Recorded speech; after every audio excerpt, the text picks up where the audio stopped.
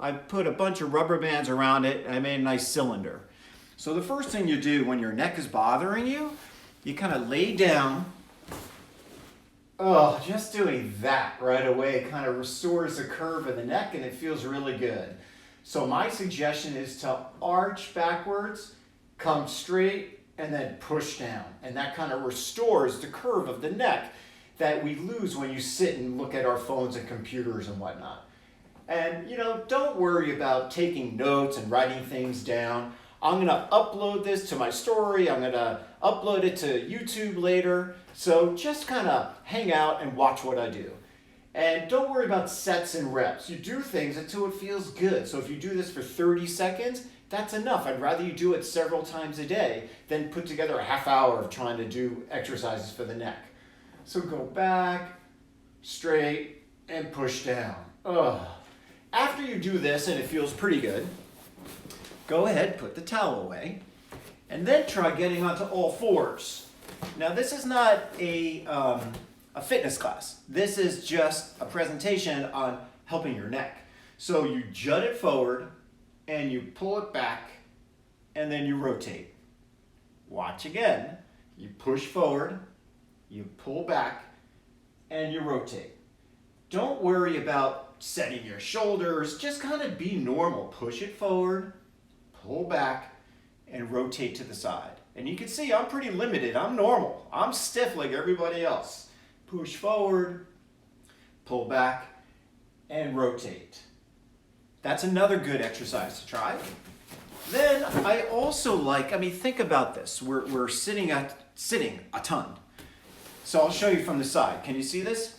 We all start out maybe super nice and straight, but then after a while, it starts to do this. So I don't want you to pull your head down. Instead, maybe kind of set your clock for like every hour so it goes bing, like the alarm, and just kind of sit up tall, take your arms, pull them back, push your hands back, push your head forward, pull it in. That's called retraction. And then rotate it to the side. Again, push it forward, pull it in, rotate to the side. And that'll reset your posture. So from the front, here we go again. You push your arms back, you squeeze your shoulder blades together, push forward, pull it in like a triple chin, and just rotate to the side. Push, pull, rotate to the side. Since we're sitting, let's do some movements that you could do while you are sitting and are getting compressed together. Take your arms over your head, and I just want you to grab your wrist, reach it up, and pull to the other side. Yep, I moaned there. When you reach up like this, it lifts your rib cage and it lifts like the thoracic spine off the lumbar spine. So it also feels good for the lower back. And then if you breathe in, it also moves the diaphragm down. So it's a nice way to kind of just catch your breath. Then go ahead and put your arms like this, squeeze your shoulder blades together, and then repeat it. These are called angel exercises. So if I showed you from an angle, you kind of round, squeeze, and then repeat. And again, this moves the joints, like the shoulder blades, off of your mid-back area. It'll feel really good when you do it. Another mobility exercise I like is this. You hug yourself. Now watch me. My head stays straight, but I kind of rotate my torso. I'm not doing this. All right? So don't do that. You look straight and you just twist. You look straight and you twist.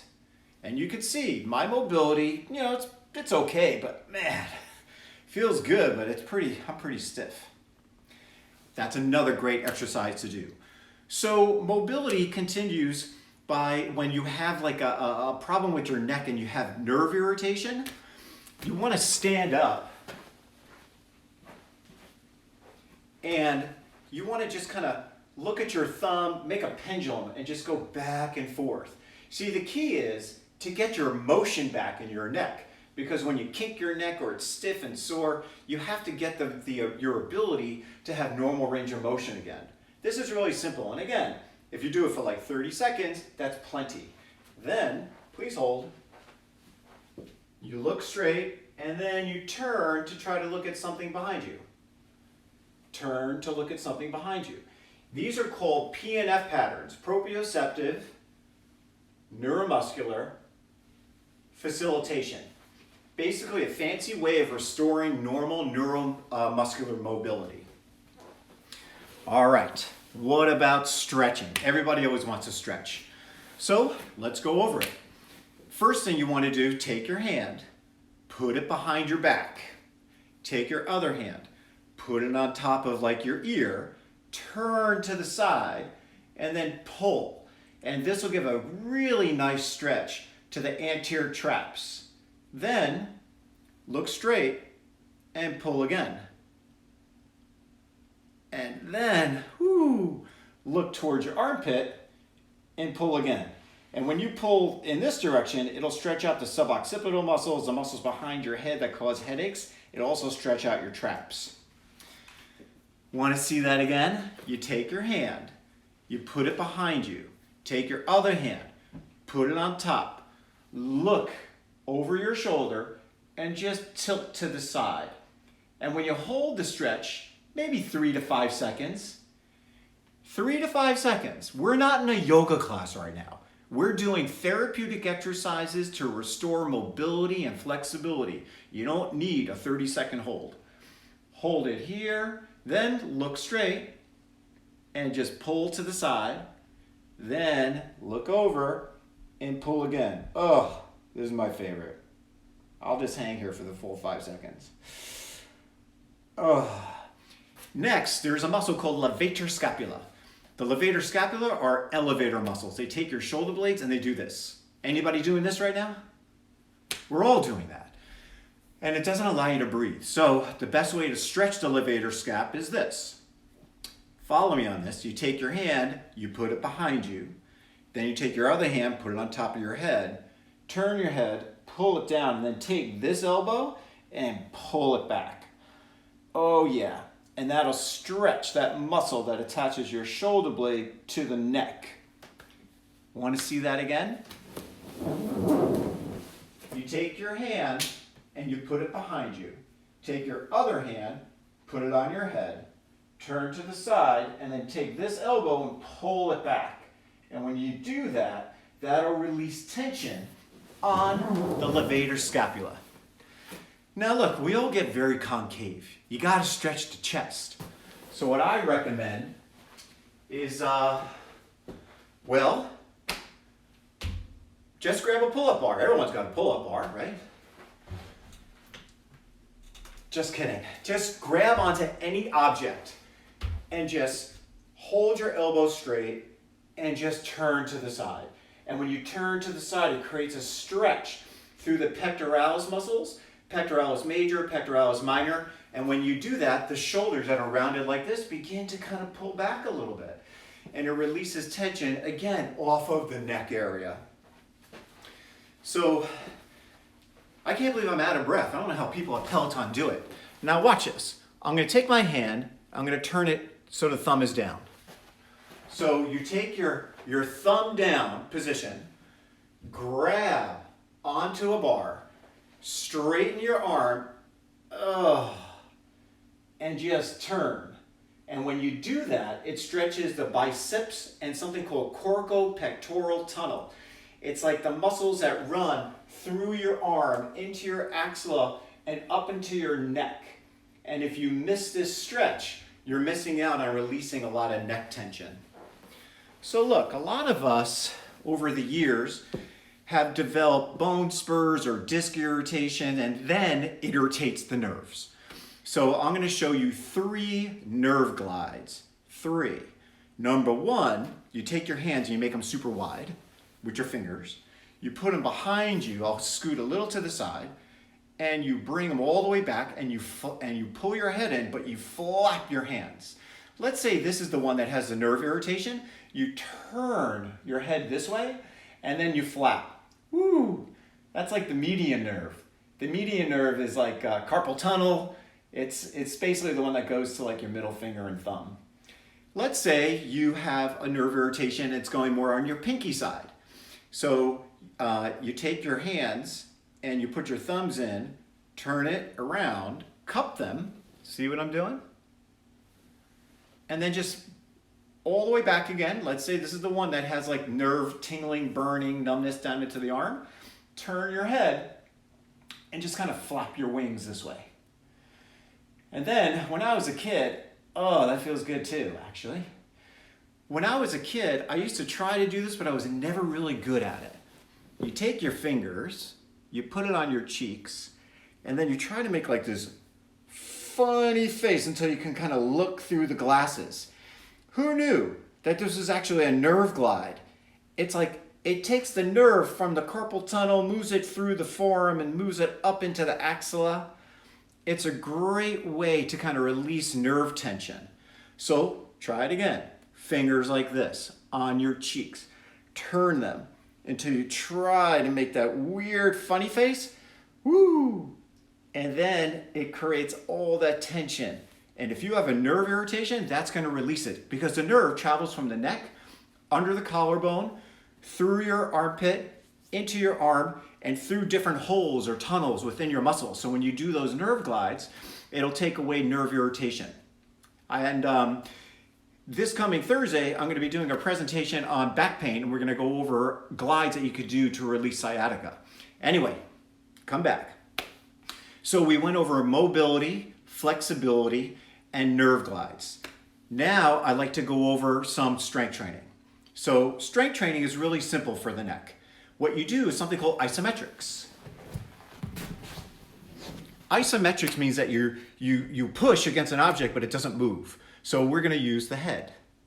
So you have your head straight, take your hand, and for about 5 seconds, push. And I'm going to, and you don't let it move. Then you push on this side. You know, don't hold your breath and don't try to overpower yourself, just push. Then go to the back, same thing, try to push, but don't let it move. And then from the front. Now, if I turned a little bit on an angle, if I turn my head, hello, and now you take your hand, and now you try to push again, and again, don't let it move. And then you push from the other side. You try to go back to neutral, but you just don't let it move. Then you turn your head the other way. And you push against resistance. And then you push against resistance. And when you push against resistance, it's about 3 to 5 seconds. I'm just trying to hustle this through. And then you pull your head back so it's out of neutral. You look up at the ceiling. And then you try to push in that direction. And then you try to resist in the opposite direction. Those are called isometrics. Now, if you want to get fancy, go ahead, order on Amazon, I guess, a stretch band. This is a pretty nice one. This is from Rock Tape. I like Rock Tape. Anyway, you take the band, you put it behind your head, and you push back against resistance. So let me show you from the side. So if my head is like this, I push this way and I pull back into neutral. So it pushes forward and then I pull it back. So first you start with the isometrics, then you move into this. This is called isotonics. If you want to take it a step further, you place it behind your head, you wrap it around, this is not a joke, and then you pull this direction and then it pulls my head this way. So then, against the resist band, I turn and look the other direction. Want to see that again? I take the band, I put it behind my head, I wrap it gently, I pull, and the area that I pull towards, my head will rotate. But then I resist the tension by turning the opposite direction. And that's another great way. And you do these, again, like 3 sets of 5. You don't need much more than that. All right, we're going to move on to another subject matter. I like using cups or cupping to release tension on the fascia.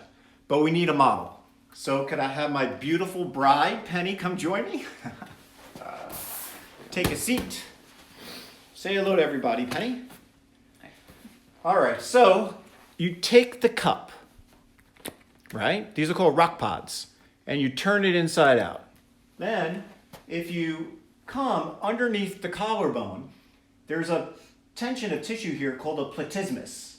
And if I put the cup on, I'll try that again. Let's try it one more time.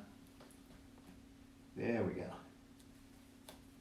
It creates like a suction on the tissue. See, the tissue is compressed. So when you go in there and you kind of press on it and dig on it, you're basically pushing and pressing it together more. This is trying to decompress it.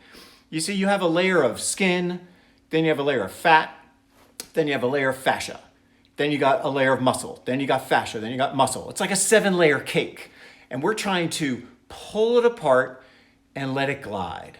So if I held it like this and pulled it, and she turned her head that direction, it gives a crazy stretch all the way up into the neck.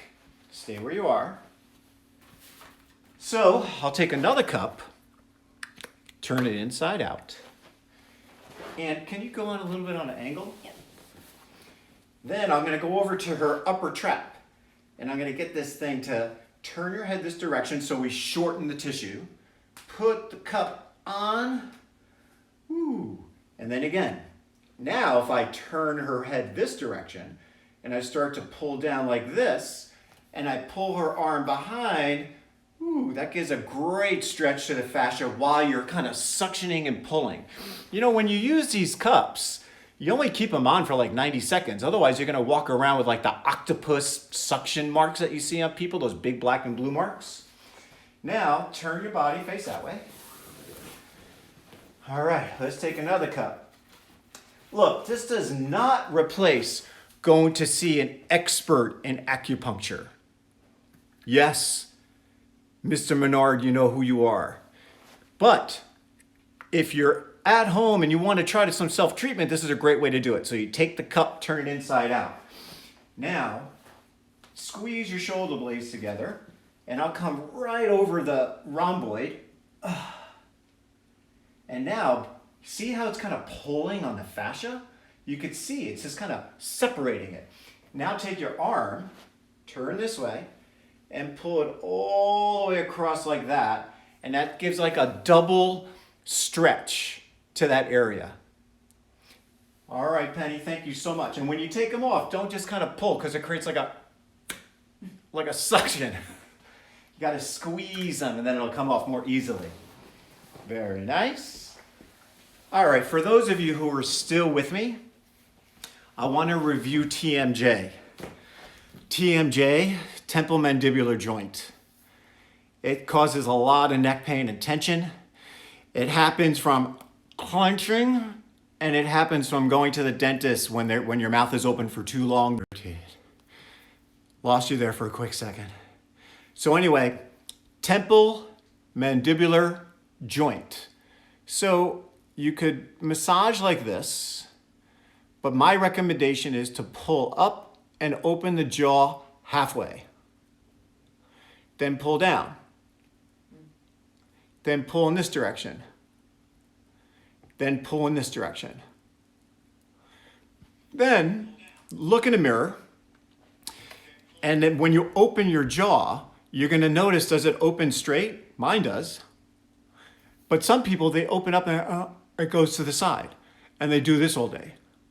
So number one, stop doing that because that's just going to wear out the mandibular joint here and it's going to create clicking.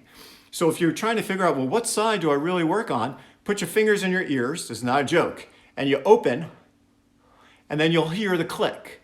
And whatever side you hear the click on, that's a problem side. So then you kind of massage it over that area. But again, you don't just press. You have to press, pull down, and then open your jaw halfway. And then press and pull up and open it halfway.